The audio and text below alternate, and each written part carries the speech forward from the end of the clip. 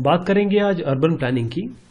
Urban planning यानी planning urban areas की, शहरी इलाकों की प्लानिंग।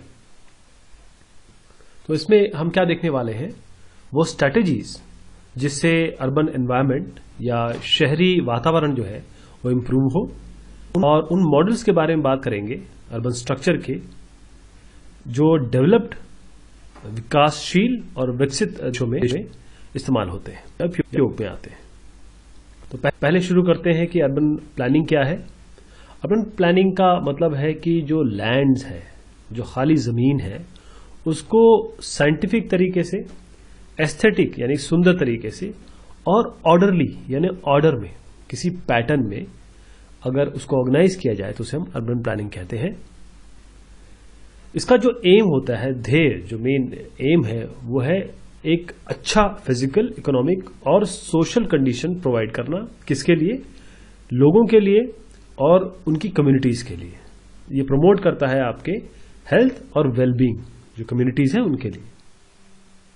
तो अर्बन प्लानर बेसिकली होते कौन है? ये ज्योग्राफर्स होते हैं जो ये मेक श्योर करते हैं कि ये सब चीजें हों।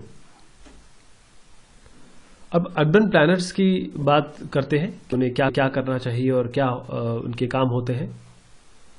तो अर्बन प्लानर्स वो अपने फ्यूचर में, जो भविष्य है, उनको प्लान करते हैं, साथ में जो अभी फिलहाल की जो नीड्स है, एड्रेसिंग करंट नीड्स, जो अभी की नीड्स है, उनको भी फुलफिल करना है।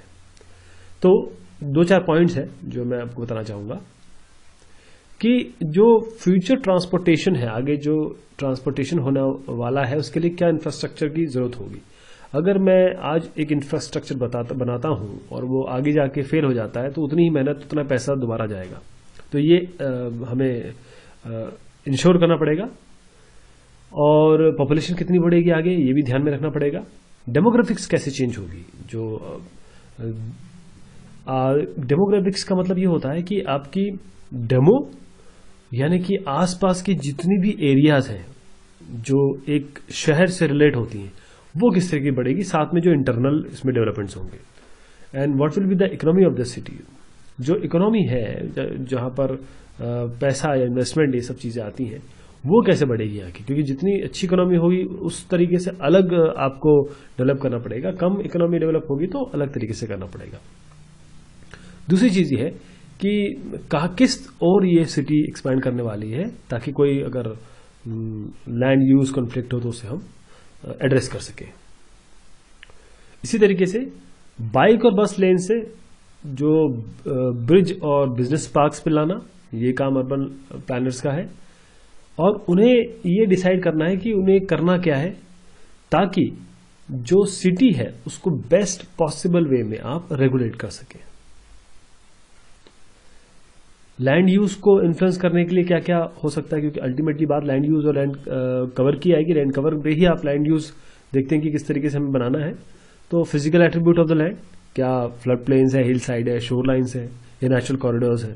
एक्सेसिबिलिटी कैसी है, क्या ये क्लोज है ट्रांसपोर्टेशन रूट के, या कोई हार्बर है, जेट्टी है, या पब्लिक ट्रांजिट से कितनी प्रॉक्सिमिटी है, कितने पास है ये।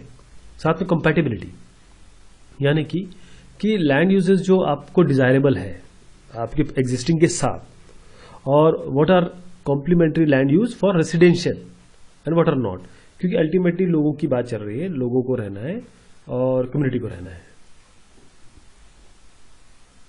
इसके अलावा हिस्टोरिकल लैंड यूज, जो चीजें हिस्टोरिकली अगर हैं हमारे पास, तो उनको इतने आसानी से चेंज करना या फिर उन पे छेड़छाड़ करना बहुत मुश्किल होगा।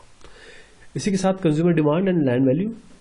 अब ये हर एक सिटी के ग्रोथ के ऊपर डिपेंड करता है या उसके चेंज पे डिपेंड करता है। जैसे अब देहरादून की बात करूं तो मैं, जब ये आपका कैपिटल नहीं था तब अलग रेट्स थे, कैपिटल बनने के बाद अलग रेट्स हो गए। तो ये सब भी ध्यान में रखना होगा।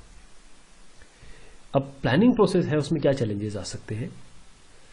आपको पूरी कम्युनिटी के लिए सोचना है, किसी इंडिविजुअल के लिए नहीं। जो लैंड यूज कॉन्फ्लिक्ट हो रहे हैं, जो उनको आपको कम से कम करना है। और साथ में जो जो अनडिजायरेबल लैंड है, जिनकी आवश्यकता नहीं है, लोग जिसे पसंद नहीं कर रहे हैं, वहां पर आप जेल, पावर प्लांट्स, लैंडफिल ये सब बना सकते हैं क्या? बनाने के लिए आप एक ना एडवाइस दे सकते हैं। उसके बाद प्लानिंग प्रोसेस में और क्या आता है? Zoning bylaws. तो जो जोनिंग बायलॉज का मेन जो ध्येय है, जो एम है, वो है कि क्या बना सकते हैं और किस तरीके से बना सकते हैं, कितना बड़ा बना सकते हैं, किस तरीके से छोटा बना सकते हैं। इसके साथ इंडिविजुअल और कम्युनिटी ग्रुप को भी आपको इन्वॉल्व करना पड़ेगा, पब्लिक मीटिंग में अपना प्रपोजल देना पड़ेगा, और जब आपके पास सारी चीजें आ जाए तो रिव्यू करना पड़ेगा, अपडेट करना पड़ेगा, और चीजों को हटा भी सकते हैं, एग्जीबिशंस करने पड़ेंगे आपको। बहुत शुक्रिया आपका।